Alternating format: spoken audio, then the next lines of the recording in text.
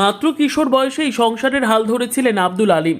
অভাবের সংসার সামলাতে প্রায় 15 বছর আগে গাম্ভারতলা মোড়ে খুলেছিলেন একটি ছোট্ট চায়ের দোকান। আজ সেই দোকানই হয়ে উঠেছে চা প্রেমিকদের প্রিয় আড্ডাখানা। প্রতিদিন প্রায় 1 থেকে 1,500 কাপ চা শেষ হয় এখানে। দুর্দান্ত স্বাদের টানে দূর দূরান্ত থেকে মানুষ ছুটে আসেন আব্দুল আলিমের দোকানে।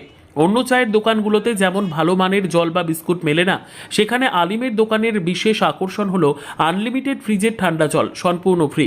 চা খেতে এসে এই বাড়তি সুযোগে খুশি হন ক্রেতারা।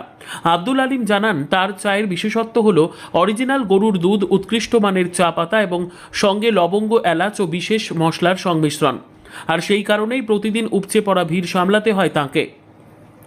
গতকাল সন্ধ্যায় আমাদের ক্যামেরা পৌঁছেছিল গাম্ভারতলা মোড়ের সেই জনপ্রিয় দোকানে। কথা হলো চা প্রেমী মানুষের সঙ্গে, কথা হলো দোকানি আব্দুল আলিমের সঙ্গেও। তাদের কথাতেই স্পষ্ট, এই দোকান এখন শুধু চায়ের দোকান নয়, এটি এক অনন্য মিলন কেন্দ্র। গাম্ভারতলা জজ কাসিমুর। কি নাম তোমার? আব্দুল আলিম। আব্দুল আলিম।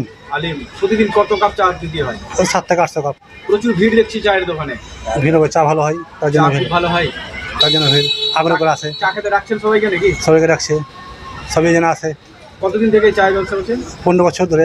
15 বছর ধরে? 15 বছর ধরে। মানে এই চায়ের ব্যবসা নিয়ে সংসার চালাচ্ছেন? 4 বছর সঙ্গে সাথে ছোট থেকে মানে চায়ের দোকান? ছোট থেকে চায়ের দোকান। সংসারে হাল ধরেছেন? চায়ের ব্যবসা থেকে। বাবা আছে? বাবা নেই, মারা গেছে। মারা গেছে। এই যে ভিড় দোকানে চায়ের দেখতে পাওয়া যাচ্ছে, কারণ কি?